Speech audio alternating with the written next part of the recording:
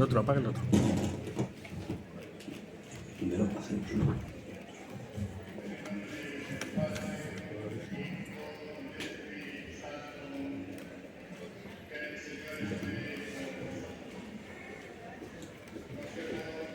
Como saludo a todos, voy a decir simplemente dos palabras. Y esas dos palabras se van a concretar, en primer lugar, yo tendría que empezar diciendo, queridos amigos, porque la amistad hay que cultivarla, porque cuando entra en el ejercicio del olvido, la amistad poco a poco va desapareciendo y va extinguiéndose. Muy bienvenidos a todos a la Real Sociedad Económica de Amigos del País, señoras y señores, consejeros, miembros directivos de esta casa, señor conferenciante. Fueron iniciativas de la Real Sociedad Económica de Amigos del País,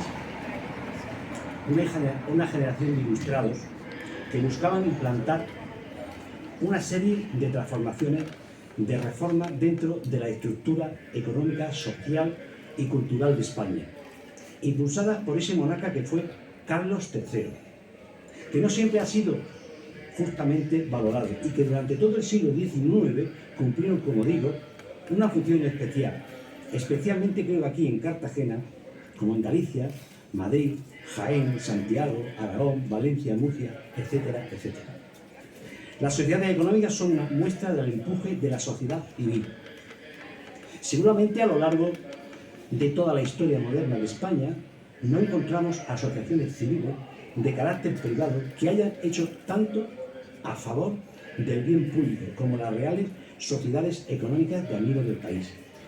Nunca han podido imaginar don Javier Munivet, marqués de Peñaflorida, que sus amigos comediantes, que iba a tener tanta trascendencia, la primera sociedad de amigos del país que fundaran en Vergara, aquellos caballeros de Azcoita, el 11 de septiembre del año de nuestro Señor de 1764, al término de una festiva representación teatral, con el propósito de mejorar la educación popular y promover y aumentar la agricultura, las artes y el comercio.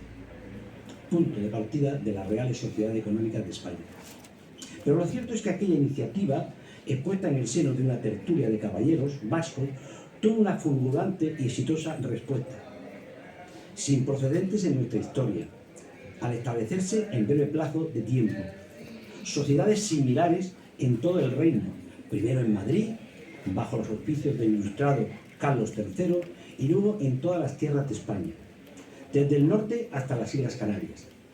Y el apoyo de aquel monarca fue tan rotundo que quiso que sus hijos, el príncipe y los infantes don Gabriel y don Antonio, fueran socios de número de la Real Sociedad Económica Matitrense, además de ordenar a la Tesorería Mayor la entrega de una nutrida cantidad anual para la dotación de premios.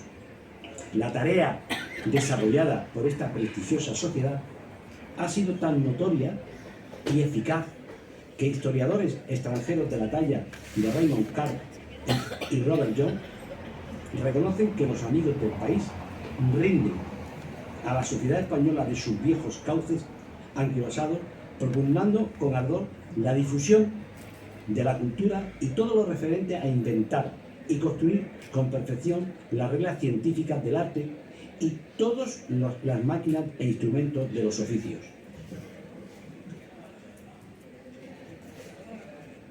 Somos continuadores de tan altruista tarea y entre todos debemos alentar con renovados ánimos al fuego de la antorcha iluminada que nos legaron nuestros ilustres antecesores, con el fin de continuar disipando las sombras que aún quedan de la ignorancia, el subdesarrollo y la incultura. Por estos motivos, cada año la Real Sociedad Económica de Amigos del País de Cartagena organiza la Semana de la Ilustración, y este año con un paso más a la modernidad. Esta semana que se inicia hoy y que terminará el 16 de diciembre tendrá tres conferencias muy importantes. La primera, la de esta tarde, que nos la va a ofrecer y viene de la mano del cronista oficial de la ciudad de Cartagena, consejero de Cultura, profesor, don Francisco José Franco, que nos hablará del sexenio democrático y la sublevación cantonal.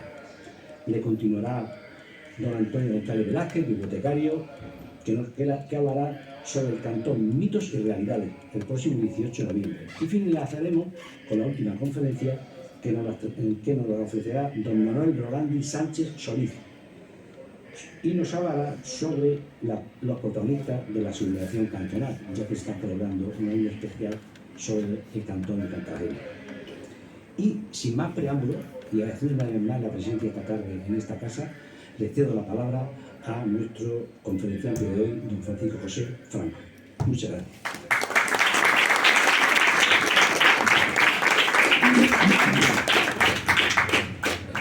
¿Qué tal? Buenas tardes a todos. Muchas gracias a nuestro presidente, Pedro, por sus hermosas palabras. Luego lo ahí mejor, ¿verdad?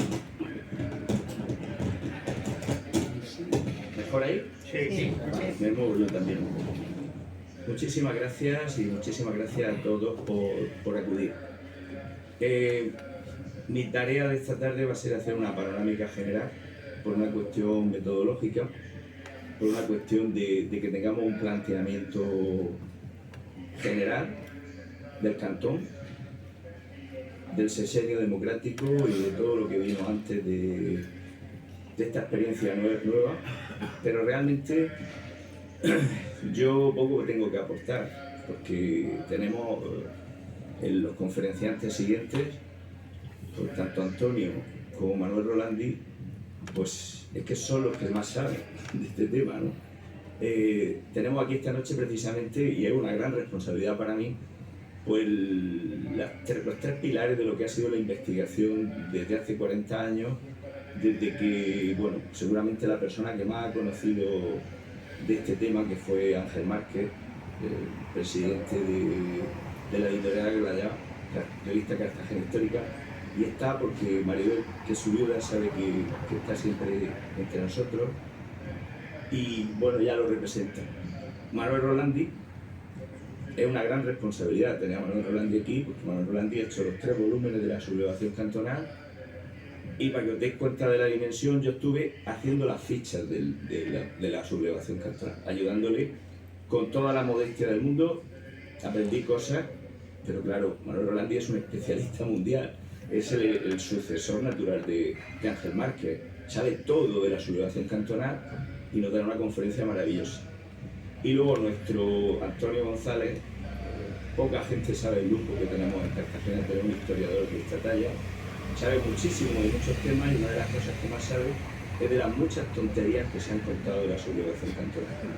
Y bueno, pues dentro de unos días Antonio y luego Manolo, pues realmente nos van a contar cosas espectaculares. Yo simplemente quiero dar una panorámica general de lo que fue esto y dejaros un poquito con ganas de volver y de escuchar este ciclo, que nos lo debemos porque el año que viene se cumplen 150 años y esta casa lo que queríamos era adelantarnos un poquito. Lo del tema de la ilustración, yo propuse como consejero de Cultura que lo ampliáramos, porque el movimiento modernista, aquí nos acompaña el presidente y algún representante más, siempre lo tenemos ahí, ya es un movimiento sociológico en la ciudad, y claro, tenemos que meter el final del siglo XIX hasta la Guerra Civil, que es el momento más espléndido junto con el siglo XVIII que ha vivido Cartagena. Entonces, pues bueno, eso tiene que estar metodológicamente, coincide con los años de esta casa, de esplendor de esta casa también, y lo hemos ampliado ahí. Bueno, y mi responsabilidad pues es muy grande, de ver algún concejal del ayuntamiento también por aquí, un saludo de la representación municipal, y sobre todo la gran responsabilidad de esta tarde es tener a mis alumnos ahí al fondo, escuchándome.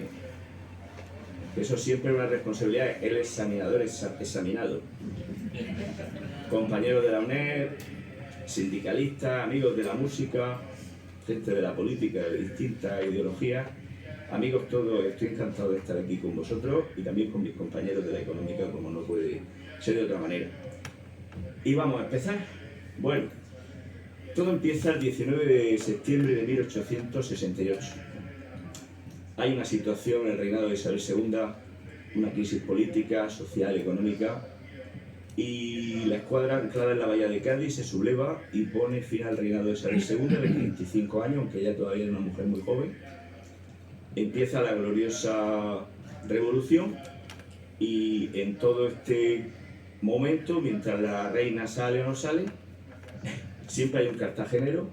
Hay un cartagenero, es el marqués de Balmar, una persona muy desconocida, que fue nuestro primer académico de la lengua, no fue Carmen Conde. En el 19 un académico de la lengua y fue presidente del gobierno 24 horas antes que la reina se fuera de España.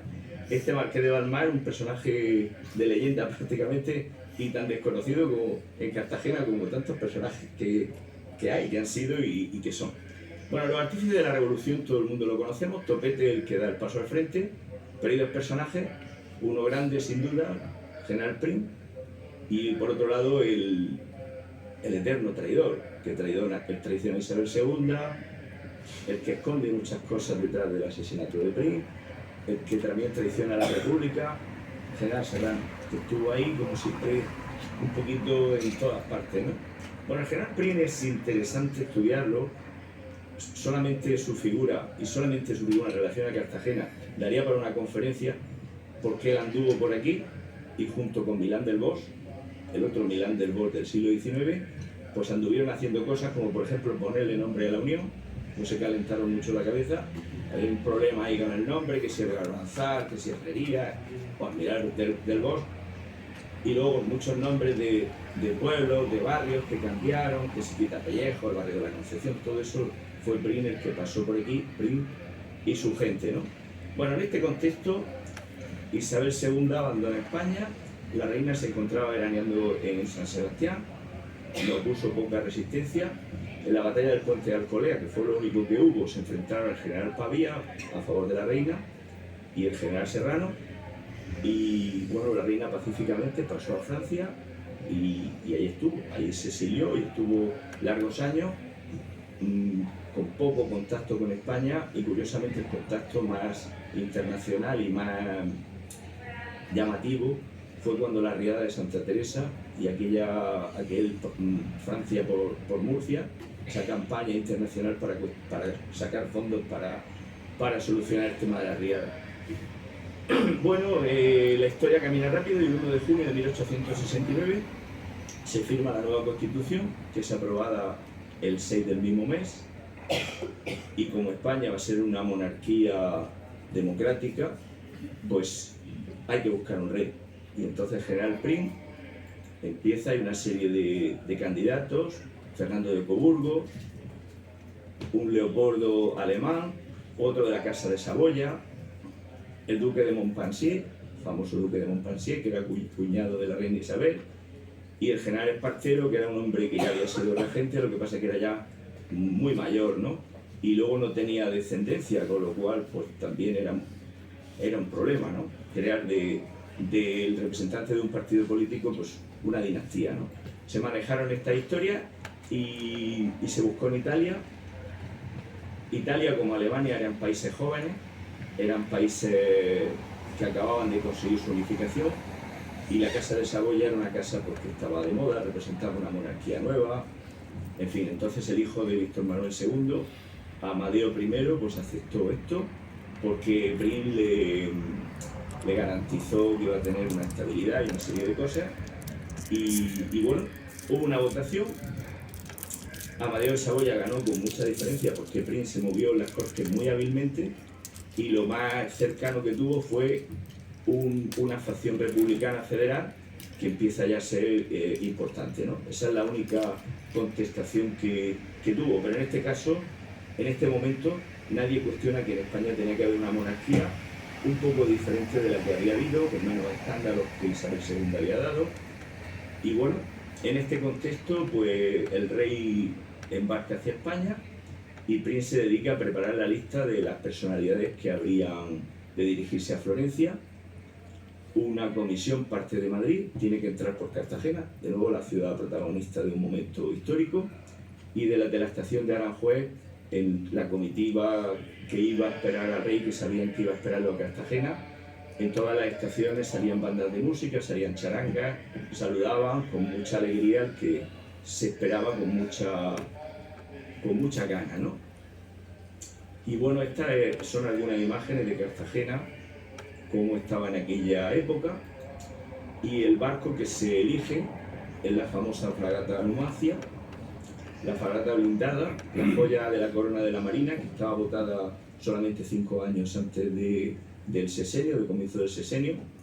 Se llevaron a cabo una serie de preparativos pues, para alojar al rey en su travesía hacia España, para que llegara confortable, llegara bien.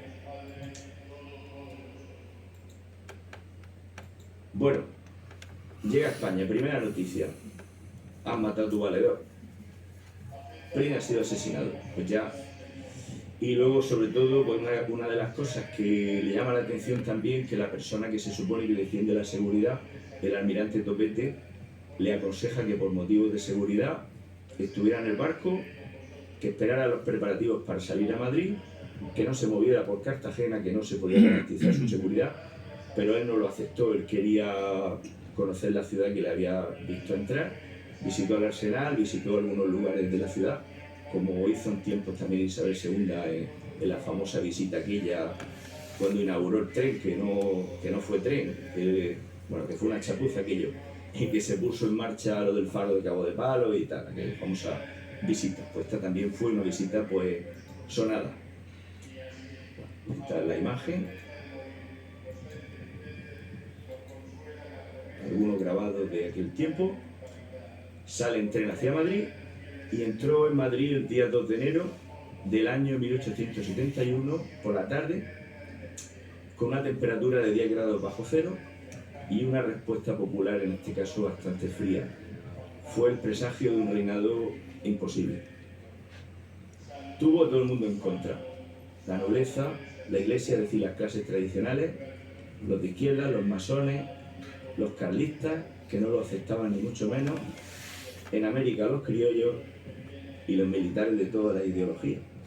El hombre no hablaba bien nuestra lengua, no conocía las costumbres, el desarraigo fue muy claro, y después de estar pues, como unos 2 años aquí, harto de aguantar afrentas y humillaciones y sin el apoyo del general Prim, que era el que controlaba las mayorías parlamentarias y controlaba un poco la situación, pues abdicó, se marchó por la vía más rápida, que era a Lisboa, en un viaje penosísimo por la España mal comunicada, y claro, pues ya ahí la alternativa era la Primera República, porque era lo que había, y se aprueba con unas cortes de mayoría monárquica y con unas cortes, pues, bueno, con una constitución, como era la del 69, que era una constitución monárquica, con una contextualización política extraña, porque claro, no había una constitución nueva, en fin. Bueno, la República Española va a durar solamente 1 año y hay una dialéctica. El 11 de febrero de 1873 se constituye la Asamblea Nacional, se aprueba por una gran unanimidad, 258 votos contra 32, pero sin una definición clara. Si habría de ser unitaria, centralista, o tendría que ser federal, y cómo en el caso de federal. Decisión que postergaban a las futuras Cortes Constituyentes, se emplazaban a unas Cortes que tenían que hacer una Constitución, y nombraron como presidente del Ejecutivo un republicano federal, catalán, que era Estanislao Figueras. Bueno, en mayo se celebraron las elecciones a Cortes Constituyentes, eso sí, elecciones democráticas. El sexenio es la primera vez en la historia de España que van a haber elecciones por sufragio universal. Cuando hablamos de sufragio universal nos estamos refiriendo a unas mayorías de edad bastante cualificadas y masculina, lógicamente. El voto femenino en España no fue hasta las elecciones del 33 cuando se practicó, y en la mayoría de los países del mundo tampoco hubo voto hasta muy entrado. En este tiempo, en ningún sitio del mundo. Pero sufragio universal. Hubo un pasotismo, un retraimiento del resto de los partidos, y entonces pues el partido más organizado, que era el Republicano Federal, fue el que llevó la mayoría, ¿no? Pero bueno, dentro del federalismo español había muchas divisiones, había tendencias muy variadas, Y bueno, había unos 60 diputados, una mayoría no absoluta, pero cualificada, 60 diputados que formaban la izquierda de la Cámara y propugnaban que las Cortes se declararan en convención. Que los distintos cantones, entonces los suizos estaban muy de moda, la cuestión suiza estaba muy de moda, entonces pensaban que en España lo que tenía que vertebrarse, como en el antiguo régimen, una serie de cantones no exactamente coincidentes con las provincias, podían ser más pequeños, podían ser comarcas, podían ser antiguos reinos como el reino de Murcia, por ejemplo. Eso no estaba tan claro, que tenían que coincidir con la estructura provincial, que estaba ya muy cuestionada, ¿no? Entonces, las dos tendencias van a ser si primero se constituye el poder por abajo o se organiza el poder por arriba. Los intransigentes querían que los cantones se fueran organizando y luego ya después ver de qué manera se producía la unión, ¿no? Bueno, los centristas, los más moderados, liderados por Pi Margall, coincidían con los intransigentes en que el objetivo estaba claro: República Federal, pero Pi Margall era partidario de que se hiciera con una mayoría y con una legalidad, que hubiera un consenso básico y que hubiera una constitución que reglamentara todo este tema. Y bueno, realmente la constitución se hizo en pocos meses, pero habían unas tendencias, ¿no? Y luego hay un sector moderado, más partidario del centralismo, sector castellano, que constituía la derecha de la Cámara y estaban liderados por el famosísimo orador Emilio Castelar y por Nicolás Salmerón. Defendían la formación de una república democrática que diera cabida a todas las opciones liberales. Salvando los tiempos históricos, sabéis que en Francia siempre nos llevan como 50 60 años de adelanto, bueno, más o menos como eran las tendencias de la Revolución Francesa. Podemos decir que esta gente moderada sería un poco como los girondinos, de la más moderados y tal, y que lo que pasaba aquí en Cartagena y en otros lugares sería más tendencias jacobinistas, ¿no? Tendencia de la pequeña burguesía que aspiraba a otras cosas, ¿no? Por ahí nos movemos, pero con todas las excepciones que lo hispánico siempre tiene, ¿no? El presidente del Poder Ejecutivo, Estanislao Figueras, también moderado, catalanista, pero moderado, sufría una fuerte depresión por la parte de su mujer y le llegaron las noticias en medio de una de esas tormentas políticas que España tiene. Se había muerto su mujer hace poco, le llegaron noticias de que unos generales intransigentes preparaban un golpe de Estado para iniciar la República Federal, y entonces el día 10 de junio se le cruzan los cables y deja una nota en su despacho: Fils als collons, estoy hasta los cojones. Deja la nota, coge el tren, se va a París y todavía lo están esperando. Son cosas que pasan en España. Ahí, lógicamente, se crea un vacío de poder, se va un presidente de la República que controla todo el poder ejecutivo. No estamos hablando de que hay un presidente de la República y luego hay un gobierno, ¿verdad? No, es que este señor controlaba todas las parcelas del poder. Entonces, ahí queda una situación pues, que deja a la República muy tocada, ¿no? Lo sustituye Pi Margall, quien estableció como prioridad derrotar a los carlistas. Dice: sí, están los cantones por ahí, pero vamos a acabar primero con el carlismo, que está propugnando otras cosas, ¿no? Era la tercera guerra carlista. Y el objetivo, por otro lado, elaborar y aprobar la nueva Constitución, pero enseguida se encuentra con la oposición de los intransigentes.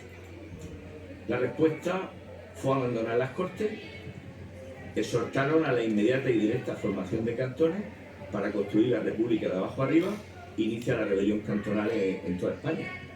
Pequeña burguesía, algunos sectores no muy mayoritarios del obrerismo en algunos lugares, no Cartagena, donde había unas tendencias sobre todo de pequeña burguesía, militares de carácter liberal progresista. Bueno, hay cantones muy variados. En Granada es importante el Alicantón, que tenemos aquí cerca.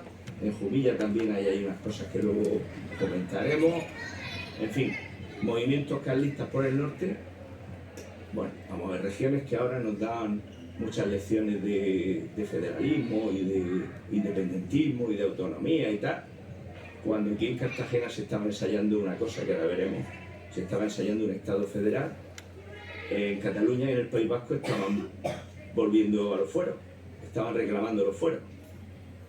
Ahí estábamos uno y estábamos otros, que luego nos dan lecciones de historia por todos lados, ¿no? Y a Cartagena ni por protagonistas ni por hechos históricos se le pueden dar lecciones de historia.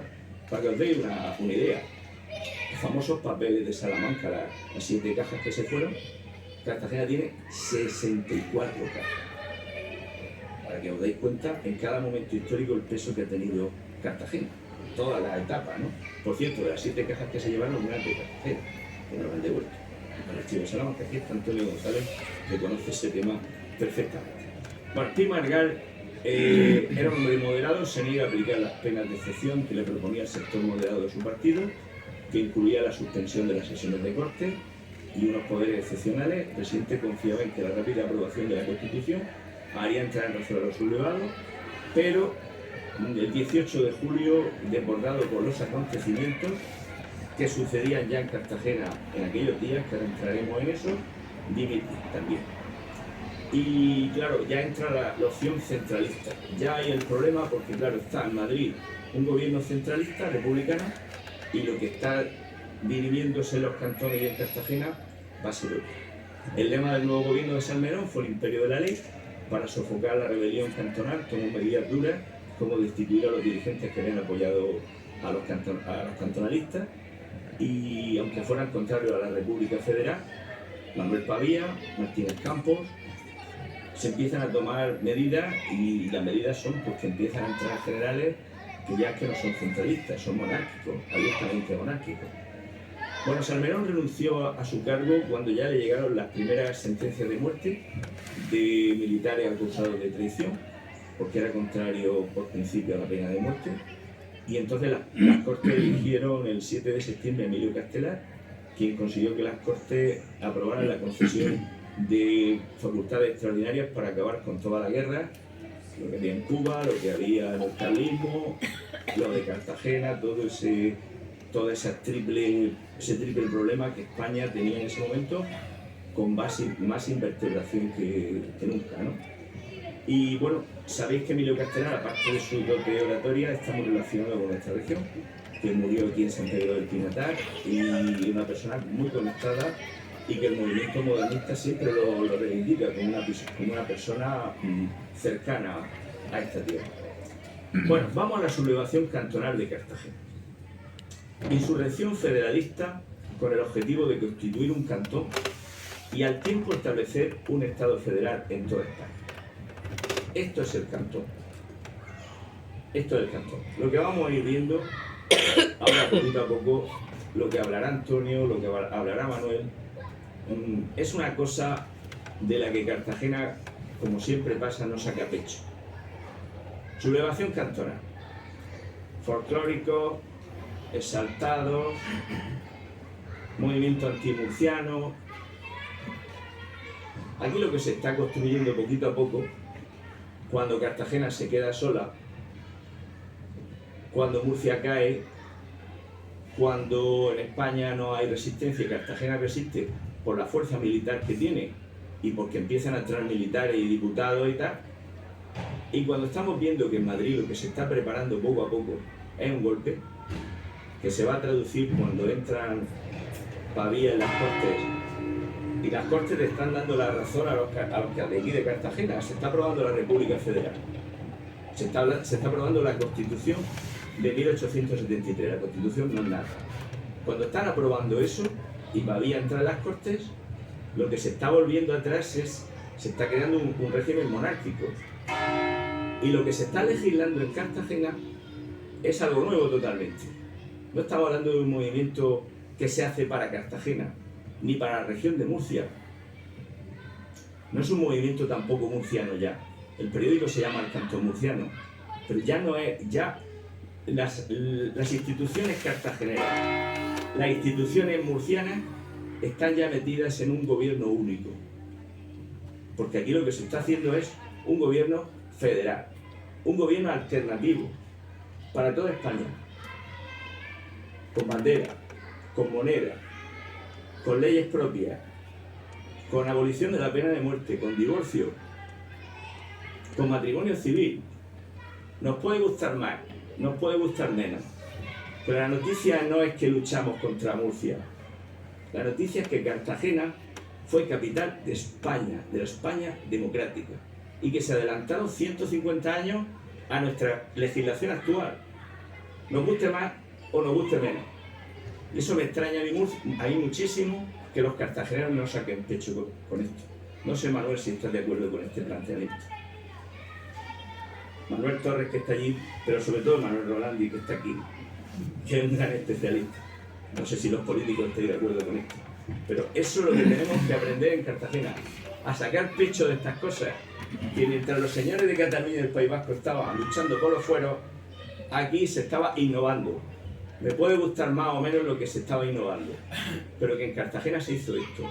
No fue un movimiento folclórico. Habían fuerzas militares para resistir si no hubieran pasado cosas que después veremos, ¿no? El epicentro de este movimiento cantonal estuvo en la ciudad, donde los republicanos federales intransigentes iniciaron en julio la rebelión para instaurar la República Federal sin esperar a que se aprobara la Constitución. Un señor de los intransigentes, Roque Barcia, manda a un chaval de 19 años, un estudiante de medicina. Luego vinieron los políticos de Murcia y los militares y todo eso. Pero el que hace el trabajo sucio es un chico, un estudiante de 19 años, que cuando viene en el año 31 a dar una conferencia aquí, que vuelve del exilio, ya doctor Cárceles, Manuel Cárceles, dice: estaba yo en Madrid estudiando y me mandaron a sublevar Cartagena. Y es el que entra en el ayuntamiento, la lía en el ayuntamiento, monta lo del relevo del Castillo de Galera, chaval de 19 años. La historia de Cartagena es épica. Y ahí está. Bueno, empieza todo esto. La piedra angular de este movimiento es la resistencia de la ciudad de Cartagena, la que no hay en otro sitio por las características de la plaza, porque estaban aquí todas las fragatas prácticamente, y fue la primera en comenzarlo y la última en acabarlo. Empieza el 12 de julio, con la llegada que hemos descrito de Manuel Cárceles, y se desarrolla entre agosto de 1873 y enero del 74 tras los muros de la ciudad, y generó grandes cambios administrativos y legislativos, siendo la vanguardia de la democracia en España. Desde agosto a enero de 1874 el movimiento es cartagenero, llámalo como quieras, tiene lugar en Cartagena. La revolución cantonal no fue un fenómeno exclusivo de la plaza fuerte de Cartagena, sí que se había extendido por toda España, excepto en zonas carlistas. La ciudad de Murcia, seguida de un considerable número de municipios, se sumaron de forma entusiasta, pero tan pronto llegaron las tropas centralistas, depusieron su actitud, y los insurgentes más comprometidos de toda España, de todos los cantones, se vinieron a Cartagena. En esta ciudad continuó el levantamiento armado y mantuvo varios meses la resistencia en solitario. Los militares que se quisieron ir se fueron, y los que quisieron entrar, entraron. Y a partir de ahí empezó el juego, empezó la partida. Todo comenzó cuando el Comité de Salud Pública, como he dicho, envió a Cartagena a Manuel Cárceles Sabater. El objetivo clave, porque Cartagena había una existencia de una tradición liberal, porque estaba en el puerto la mayor parte de la escuadra, pero ya poco a poco empieza a organizarse el poder. Se constituye la Comisión de Guerra, presidida por el general Juan Contreras, con el objetivo de extender la sublevación por toda España e iniciar un camino legislativo para conseguir que esa Cartagena de los duros cantonales, de la moneda y de todo esto, se extendiera a toda España. La insurrección de julio se produce cuando se va a proceder al relevo de la guarnición del fuerte de Galera, compuesta por voluntarios, y estos se negaron a ser relevados. Así, a las 4 de la mañana, por iniciativa de Cárceles, se constituye una Junta Revolucionaria de Salvación Pública. Una hora después, la señal para la sublevación fue dada desde el Castillo de Galeras, que lanzó un cañonazo avisando que el regimiento de África, que eran los que iban a relevar a la guarnición de voluntarios, se había retirado. Se suponía que los voluntarios eran más partidarios de la República, con lo cual lo que no querían es que fueran relevados por militares profesionales. Otras versiones dicen que el cañonazo era la señal previamente acordada para indicar a la Almansa, la fragata, que se había tomado la defensa y podía extender la sublevación por el resto de los barcos. Bueno, es todo el momento donde aparecen los mitos de la revolución. Y ahí yo no voy a entrar porque entrará Antonio. Claro, si lo dices tú ya lo digo yo. La bandera, las tonterías del pabellón de la bandera, las monedas, que si los Estados Unidos, todas esas cosas yo diré un poquito ahora después, pero todo eso son las tonterías y los mitos del cantón, que Antonio, tenéis que esperar un mes que viene, Antonio lo contará. A las 5 de la madrugada del 12 de julio, un grupo de voluntarios, paralelamente al mando de cárceles, toma el poder civil, entra en el ayuntamiento. Allí una serie de cosas, de hechos muy novelescos se dan. Los que no están a favor de esto salen del ayuntamiento, se instala la Junta Revolucionaria, otros empiezan a ocupar las puertas de las murallas de la ciudad. El alcalde se opone un poquito, pero poco a poco se van haciendo con el poder. La Junta hizo la bandera roja y proclamó el cantón murciano. En ese momento lo que se proclama es el cantón murciano. O sea, el cantón para toda la región. Proyecto. Murcia, sobre todo, se conforma con la provincia, con los límites que hay. Los cartageneros son más ambiciosos. Piensan que lo que se tiene que constituir es el cantón murciano en toda la zona de influencia del antiguo reino de Murcia, ¿no? Y ya aparecen los políticos profesionales, Antonet de Galvez, y a cárceles, y los chicos de la primera oleada están fuera, y entonces los profesionales de la política entran. Antonet de Galvez se convierte en comandante general de las fuerzas del ejército, la milicia, la armada, y el manifiesto del 12 de julio, la Junta de Salud Pública, dice que está constituida por la voluntad de la mayoría del pueblo republicano de esta localidad y justifica la proclamación del cantón para defender la República Federal. Bueno, a continuación, comandados por Antonet de Galvez y por el general Juan Contreras, presidente del Comité de Guerra, que se había desplazado desde Madrid, se fueron apoderando de una forma muy especial, muy romántica, por así decirlo. Se apoderaron de los barcos de guerra, saltando de un barco al otro sin causar víctimas. Tras tomar el ayuntamiento y apoderarse del arsenal y de las baterías de costa, del puerto, los sublevados consiguieron que se sumara a la rebelión la flota. ¿Qué es lo que había en ese momento? La fragata blindada Numancia, Tetuán, Victoria, la Méndez Núñez, 4 de las 7 existentes, la Hélice Almansa y el vapor Fernando el Católico, que luego se le cambió el nombre y se le puso Despertador del Cantón. Luego el vapor El Vigilante, la fragata de Hélice Villa de Madrid, Isabel II. Bueno, fueron consideradas piratas por las fuerzas de otros países por el pabellón que usaban. Esa es la clave de la bandera y todo eso, y del tema de los Estados Unidos, que ahora miraremos por encima, ¿no? El general Contreras asumió el mando militar de las fuerzas sublevadas y los cantonalistas elegían como jefe del cantón al diputado Roque García. Los marineros y algunos oficiales se unieron a la revolución y los que no lo hicieron se les dejó marchar libremente. El cantón, bien pertrechado gracias a las armas del arsenal y a la posesión de la flota, acuñó moneda propia y resistió los ataques de las tropas del gobierno, llegando incluso a diseñar planes educativos y cosas a largo plazo. Como hemos dicho, el divorcio, la pena de muerte, se suprimieron algunas cuestiones del antiguo régimen, como eran los monopolios, se reconoció el derecho al trabajo, la jornada de 8 horas y algunos impuestos tradicionales, tipo IVA, impuestos sobre el consumo. Bueno, incluso el periódico este del Cantón Murciano, que también era una gran novedad. Bueno, tras la renuncia del segundo presidente federalista Pi Margall, empezaron a no reconocer como legítimo al poder central. Ese es el momento en el que dicen, aquí hay que legislar otra cosa. Si ya lo que hay ahí es una tendencia centralista que no tiene una mayoría en las Cortes, pues aquí tenemos que legislar a nuestra manera, ¿no? Y entonces la Junta de Salvación Pública empieza a llamarse Poder Ejecutivo del Cantón Murciano, asumió la organización de las Fuerzas Armadas Cantonales, el sistema de impuestos, las relaciones con otros cantones que se iban diluyendo y algunas obras públicas de defensa, sobre todo, que se hicieron en la ciudad. Ante la imposibilidad de extender la insurrección a Madrid, el comité que había allí de salud pública mandó 5 representantes para influir en las cosas que se estaban haciendo desde Cartagena. Esto es muy importante para que el Cantón Murciano tome un seco ya nacional. 24 de julio, de acuerdo con los diputados intransigentes y la Junta de Cartagena, crearon el Directorio Provisional como autoridad superior para dar unidad y cohesión al movimiento cantonal y extenderlo con la formación de nuevos cantones. Había 4 miembros, pero los hombres fuertes eran Contreras y Antonio Galvez, Antonet también. 2 días después, el Directorio Provisional se amplió a 9 componentes y el 27 de julio se convierte en el gobierno provisional de la Federación Española. El 27 de julio ya tenemos un gobierno nacional, de inspiración nacional. Ya el Ayuntamiento de Cartagena, el Cantón Murciano, está metido ya en un poder único. Hay ministerios, Contreras Presidencia y Marina, Antonio Galvez Ultramar, Eduardo Romero Fomento, Alberto Araúz Gobernación, Saguaya Hacienda, Ferrer Guerra, Calvo Estado e Interino de Justicia y José María Pérez, secretario general del Gobierno. Ya no son autoridades cartageneras.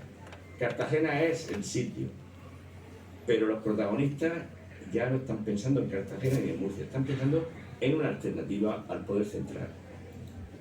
Los cantonales organizaron expediciones que tan famosas han sido, por tierra y por mar, para extender la revolución. Se hicieron varias marchas hacia Lorca, hacia Hellín, Orihuela, y la marcha para sublevar Madrid, que fue desbaratada en Chinchilla. Expediciones marítimas a Valencia, Málaga, Alicante, Torrevieja, Águilas, Mazarrón, Overa, para extender la rebelión, con lo que se conseguía distraer fuerzas del enemigo y alejar la línea del presunto cerco al que podía ser sometido, y sobre todo la subsistencia de una ciudad sitiada, que empezaba a ser sitiada. El 12 de agosto del año 73 era disuelta la Junta de Murcia ya, y el resto de los municipios. Los 1000 cantonalistas que se juntaron en Cartagena, solo quedó Cartagena como símbolo de la autonomía y de las cuestiones autonómicas, y en ese momento es cuando Martínez Campos comienza el cerco de la ciudad, cuando comienza ya dentro a gestarse un poder nacional y fuera ya los centralistas que lo que quieren es tomar la ciudad de forma militar ya. Hasta ese momento habían habido dudas. Yo recuerdo una cosa que estuve preparando para Manolo, de una de las fichas que estuvimos haciendo, de cuando viene el ministro de Marina, se viene en Barcía, convencer al movimiento que ahí a entrar a Cartagena, el ministro más protección. Y una de las cosas que me llamó mucha atención, y toca a los decir, de Madrid 14 horas. No es que sea una maravilla, pero se tarda 14 horas de Barcelona. Pero tardó Cartagena, y es lo que se hace ahora mismo. Todavía se traía que hizo en el siglo XIX, 40 minutos, que es muy curioso. Bueno, el primer intento del gobierno de Castelar fue acabar con la flota cantonal de Cartagena el 5 de octubre, cuando una flota al mando del contraalmirante Lobo zarpó de Gibraltar, donde le habían sido entregadas las fragatas Almansa y Victoria por las autoridades británicas con rumbo a Cartagena. El 11 de octubre le sale al encuentro la flota cantonal al mando de Contreras, que avista a la flota centralista del contraalmirante Lobo a la altura de Cabo de Palo. Si queréis recrear todos estos nombres, iros al barrio de la Concepción, que tienen casi todos los nombres son del almirante Lobo y del otro y del otro y del otro. Parece que estáis por ahí en eso. A finales de noviembre, el general Ceballos inició el bombardeo de Cartagena por orden del gobierno de Emilio Castelar, y a principios de diciembre fue sustituido por el general José López Domínguez, que Ángel Márquez pues, también estudió su figura. Roque Barcia, ante el desarrollo de los acontecimientos, envía el 16 de diciembre de 1873 una carta al presidente de Estados Unidos, Ulysses Grant, en la que solicitaba izar la bandera estadounidense en el cantón con dos propósitos. Uno, evitar el bombardeo, y dos, tener un pabellón que fuera reconocido internacionalmente. Todo esto lo contará Antonio. Pero el problema es de pabellón, de que el pabellón que llevan los barcos, si no lo reconoce, son piratas y pueden apresarlo. Se explicará. El 30 de diciembre, tras un incendio que se sospechó fue obra de un saboteador, la fragata Tetuán se hunde en el puerto de Cartagena. El 6 de enero del 74, un proyectil, un sabotaje, una imprudencia, el parque de artillería donde se refugiaba imprudentemente parte de la población civil, mujeres y niños, explotó matando y dejando sepultadas bajo sus escombros a más de 300 personas. Otros dicen, la prensa extranjera se llegó a decir 2.000 personas. Tras la toma de la atalaya, eso Antonio lo sabe también perfectamente, cómo se vendió la atalaya. Si quieres tomar Cartagena por mar, no, tienes que ocupar la atalaya. Desde la atalaya está la ciudad vencida, y eso se entregó, se vendió en una venta. Antonio lo tiene documentado, se lo preguntaremos. El 12 de enero de 1870, la Numar personas.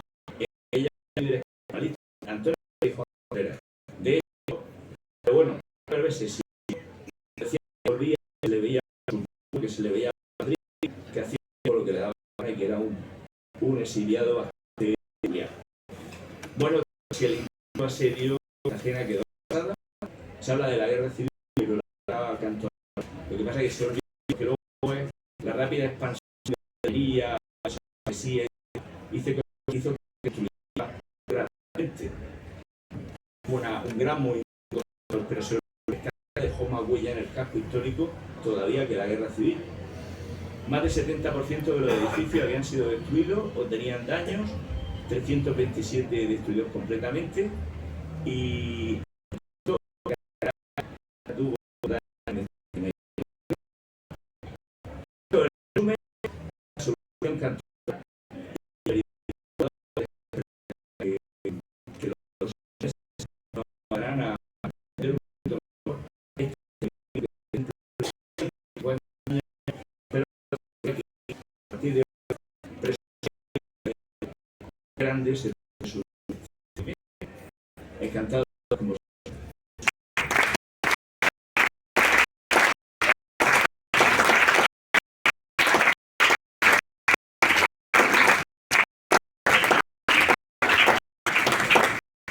Tengo una pregunta al experto.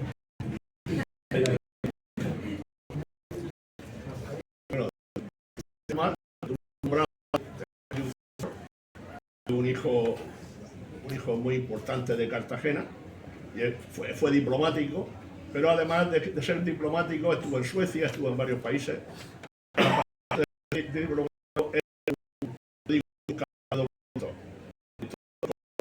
En Italia, una de las partidas, de las grandes partidas entonces, bueno, fue a España, fue traída a España y bueno, o sea, para mí fue una persona, y además hizo una recopilación de toda la literatura española que desgraciadamente no lo tenemos aquí. No sé yo ese libro si estará en la Biblioteca Nacional, pero fue un gran recopilador de datos de todo lo que era la literatura española. O sea que evidentemente es el gran desconocido, es una de las personas desconocidas, pero que tuvo mucha influencia a nivel nacional e internacional. Okay. Sí, mi pregunta es, cuando se acuñó la moneda, ¿qué cantidad de dónde se sacó la plata para poder hacerla? ¿Y cuántas se acuñaron? Bueno, yo el número no lo sé, pero tuvieron que ser muchísimas porque toda Cartagena sigue teniendo duros cantonales. Sí que es verdad que luego después, en determinados momentos de crisis, pues se reutilizaron para acuñar nuevas monedas y tal, pero fueron muchísimas monedas. Plata aquí nos faltaba, aunque realmente estábamos en los comienzos de la minería. El sexenio dio pie a una legislación que permitió años después pues, la producción de plata en grandes cantidades. Sin duda, hombre, hay una cosa que Manolo y otros investigadores han hecho, que realmente ver en esos 6 meses toda la reorganización económica de la producción, cómo la economía de guerra se convierte en economía de paz. Es desde luego muy importante, sobre todo el periódico del Cantón Murciano, las noticias que ahí aparecen, de ver cómo se está estructurando todo, ¿no? Que se está componiendo un Estado pequeño con una base muy clara. Además, esta convicción de que porque en esa fecha había emisión de moneda todavía. Entonces, algo que fuera un poder emisor, ¿no? Que fue un experimento muy interesante. Manuel nos va a ofrecer su luz.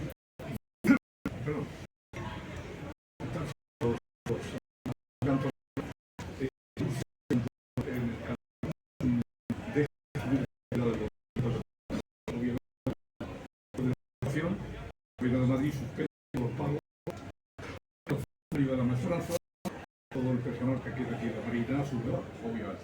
Entonces llega un momento en que se acaba, toda la moneda circulante se acaba rápidamente, entonces necesitan tener una moneda y se utiliza plata de la fábrica de explotación de Santa Lucía, la fábrica de Figueroa. Y como anécdota, yo conocí a un descendiente del que hizo las acuñaciones de la moneda, y fue un presidiario que estaba en el penal de Cartagena, procedía de un pueblo de La Mancha, de La Roda, y estaba en el presidio de Cartagena condenado por falsificación de moneda. Y entonces se ofreció, lo sacaron y hizo unas monedas con un pilotaje, parece que se llama así, con una cantidad de plata mucho mayor que el valor de las propias monedas. Bueno, hay una cosa de que hecho, después eran muy codiciadas porque la gente Sí. las fundía para sacar. Hay una cosa que quiero decir, que Manuel Orlandi y su familia ha sido la historia de la comarca, y luego ha dado su vuelo al alcalde de Cartagena y de esta casa que estamos ahora mismo. Es decir, que no solamente historiador, que como lo que también que su familia, Antonio Matilla y el Cantón, que no los que estáis aquí, es que la familia ha sido protagonista de estos hechos. Entonces, la familia de Manolo pues está metida en esa historia de la siderurgia, por ahí por el fondo. Sí, bueno, yo quiero saber hasta qué punto forma parte de la leyenda o de la realidad, porque yo siempre he presumido con orgullo lo que te voy a decir ahora. Tú has dicho antes que el sufragio universal no nace hasta 1933. Yo tengo entendido, No, en esta época está. yo tengo entendido Sí. que en el cantón de Cartagena, cuando llegó el momento de votar si nos rendíamos o no nos rendíamos a las fuerzas centralistas, se dejó votar también a la mujer. Claro, a la mujer. No lo sé. No. Si eso fuera así, sería el primer sitio de Europa donde se dejó votar a la mujer, ¿no? Pero serían asambleas locales, pero en elecciones, que es lo que realmente Hombre, era cuenta. una elección, no, nos rendimos o no nos rendimos. Bueno, vamos a ver, en Por asamblea. otro lado, va en Claro. la línea de un gobierno Sí, pero que eso está- quería en las libertades personales. Pero sí, yo te compro esa idea, pero la llevo más atrás. Estamos hablando de 1766, reforma de Carlos III, que en asamblea abierta los galileos, los de Pozo Estrecho, los galileos son porque votan en Galilea, votan en la anteiglesia, no son la Galilea. Los galileos se llaman galileos porque votaban a Gonzalo, los vecinos y las vecinas y todo el mundo, ¿no? Pues es decir, que aquí hay experiencias democráticas en el campo de Cartagena. Te estoy hablando que yo tenga documentada en 1766. Claro, lo que pasa es que, yo digo que Cartagena se ha dejado usurpar su historia, pero es que España también, es que el primer sufragio que existe en la historia en el año 1000, el Foro de León. Y eso no se dice, que Locke y que la división de poderes, que en Francia. Pero bueno, España es que nos dejamos escamotear las mejores. Es muy probable que haya cosas de estas, pero en urna, por constitución, la primera vez que hubo sufragio universal fue en este momento, Constitución de 1869, y la primera vez que se legisla es en las Cortes en el año 32, en el famoso debate entre la Clara y la Yema, que le llamaban, Clara Campoamor y Victoria Qué, y al final las primeras elecciones fueron las del 33. Eso es lo que hay a nivel nacional. Que de forma asamblearia, estoy de acuerdo. Dime, Manolo. Quizás contestar que documentalmente hay miles de documentos sobre la situación personal, el archivo del Senado Naval, el archivo de la Nación, el Madrid, sobre casi todos los documentos. No sabemos lo que tienen los documentos de los archivos, no de los que nos es que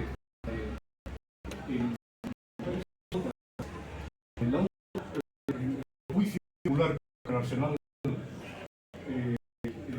se abole la denuncia, una denuncia a los tribunales y un tribunal que en el Estado Mayor General, Fabián, pueblo de Cartagena, personas, y a la Lozada un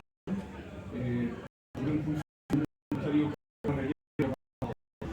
y ahí parece que votaron porque las mujeres, pero en las elecciones a la católica por el 6 de noviembre, creo que votaron únicamente los varones.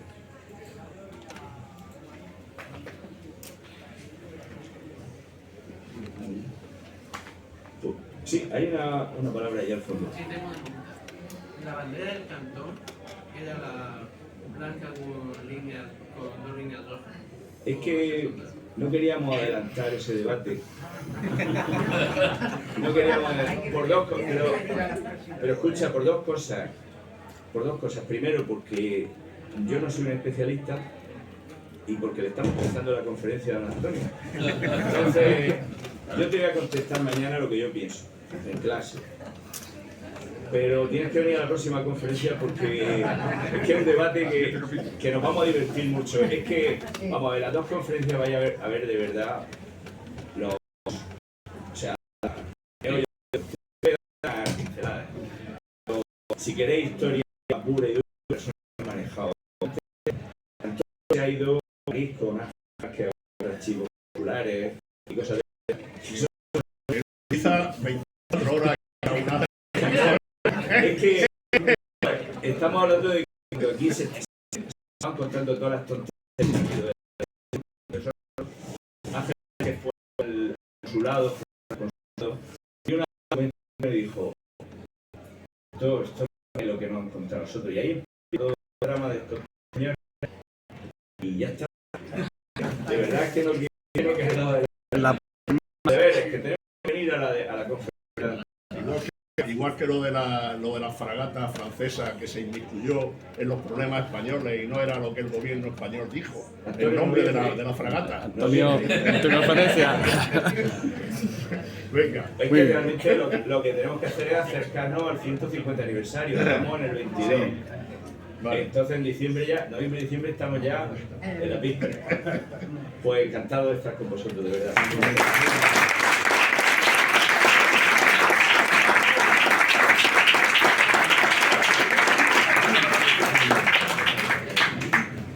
Bueno, señoras y señores, muchísimas gracias por su asistencia, por acompañarnos hoy en esta primera conferencia que hemos realizado desde la entidad cultural más antigua de Cartagena, donde la pluralidad cultural está por encima de todo y donde le damos las gracias por su asistencia, especialmente al presidente de los modernistas, al hermano mayor de los remeros, a Manolo de nuestro partido próximo alcaldable, y a todos ustedes por estar aquí. Muchísimas gracias. Y